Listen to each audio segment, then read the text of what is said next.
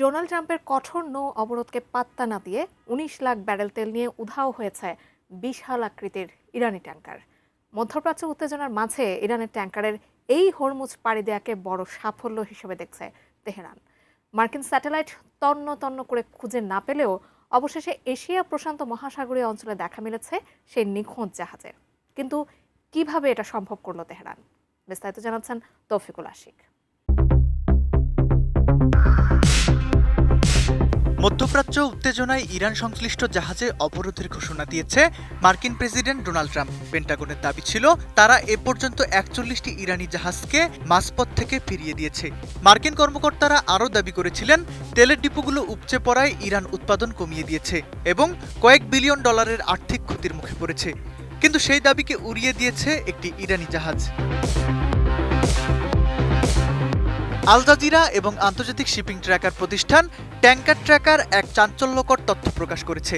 তাদের দাবি, ইরানের জাতীয় ট্যাঙ্কার কোম্পানির বিশাল আকৃতির জাহাজ হিউজ এখন ধরাছোঁয়ার বাইরে।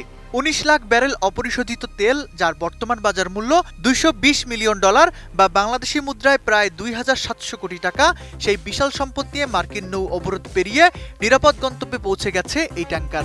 কোয়ালিটি সম্পন্ন আন্তর্জাতিক মানের still bar CSRM, committed for better still. Tracker প্রতিষ্ঠানটির তথ্য অনুযায়ী এই লুকোচুরি শুরু হয়েছিল গত ২০ মার্চ। সেদিন মালাক্কা প্রণালী থেকে ইরানের দিকে রওনা দেওয়ার পরপরই জাহাজটি তার অটোমেটিক আইডেন্টিফিকেশন সিস্টেম AIS বন্ধ করে দেয়। ফলে রাডার বা স্যাটেলাইট কোনো কিছুতেই আর জাহাজটির অবস্থান শনাক্ত করা যাচ্ছিল না। গত ১৩ এপ্রিল যখন যুক্তরাষ্ট্র আনুষ্ঠানিকভাবে ইরানি বন্দরগুলোতে নৌ অবরোধ আরোপ করে, তখন হিউজ ছিল ইরানি জলসীমায়। কিন্তু পেন্টাগনের কড়া পাহারার ভেতর দিয়ে কিভাবে এটি বেরিয়ে গেল তা এখন বড় এক রহস্য।